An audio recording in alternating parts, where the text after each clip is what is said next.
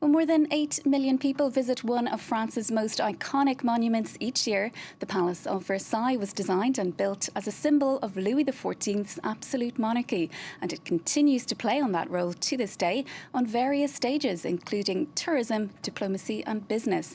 Emerald Maxwell has been taking a closer look at one of France's most remarkable assets.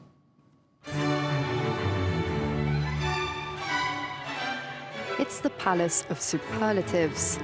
Built 400 years ago, Versailles has 2,300 rooms and grounds that stretch for 800 hectares. Every year, it attracts 8 million visitors who run out of words to do it justice. Fantastic, moving and impressive. Magical, gorgeous. Gigantesque. Amazing. Big, wide, beautiful. But tourists aren't the only ones impressed. With relations tense between Paris and Moscow, in May last year, French President Emmanuel Macron gave his Russian counterpart a royal welcome at Versailles, a gesture Vladimir Putin appreciated. And when he then returned the invitation, it wasn't to Moscow, but to St. Petersburg. I don't know if it's true to say that we've done nothing better, but Versailles is a special place, a unique part of our history, and unique in the world in its proportions and mix of styles. This is Versailles' strength, and it's become a huge asset for France and French diplomacy. An asset that's worked since 1682, when Louis XIV decided to transfer the government to Versailles and transform his father's hunting lodge into a sumptuous palace. A few years on, the building was finished, and Versailles opened its doors to the public. Everyone came to Versailles, the peasant, the baker's boy, the businessman, the Parisian worker. They came from all over France to see the castle, the king, life at court. But it's also a cosmopolitan mix, since people came from all over Europe and even beyond. We saw visitors coming from Asia or America during the whole period prior to the revolution. European ambassadors would stay in Paris and come to Versailles to meet the foreign affairs minister.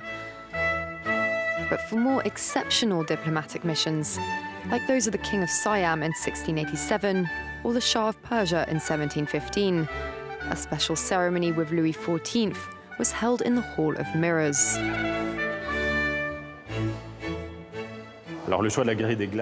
It was a strategic decision designed to impress the visitor, but also to honor them. Louis XIV would order his court to dress in their most resplendent finery. And so when the ambassador entered the Hall of Mirrors, he'd be greeted by the whole court, more than 1,500 men and women covered in precious stones and richly embroidered clothes. So it's an amazing show. After the French Revolution, the government left Versailles, but the grandeur and prestige remained. It costs 130 million euros a year to maintain the public estate, but the state only covers a quarter of the expenses. So in addition to ticket prices, Versailles calls on private donors, like Renault, which has been supplying electric cars to park officials for 5 years, and is this year contributing to the restoration of the palace's Peace Room. Renault partnered with Versailles because, for us, know-how, excellence, luxury, and heritage all go together. Renault's brand is already in the French subconscious, but we need to develop our image internationally. And as Versailles attracts a lot of foreign tourists, the association works very well for us. It's a question of image, but there's more to it than that for the palace's partners. The aim is also to organize conventions, meetings, press conferences at Versailles.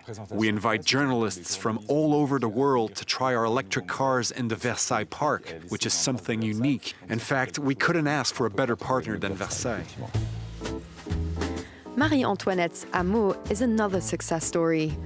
After lying neglected for 2 centuries, the Queen's Hamlet reopened in the spring.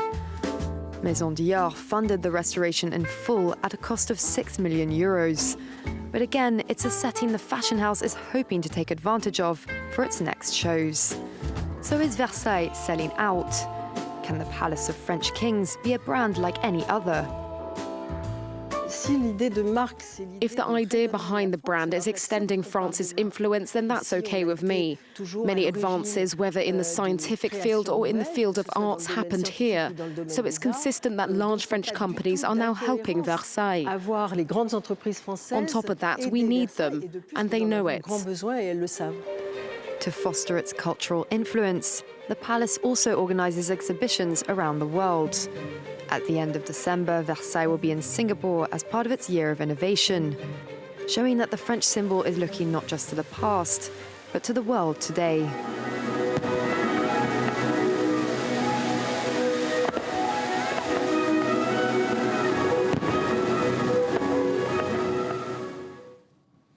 Well, that's it from the newsroom for now, but do stay with us at France 24.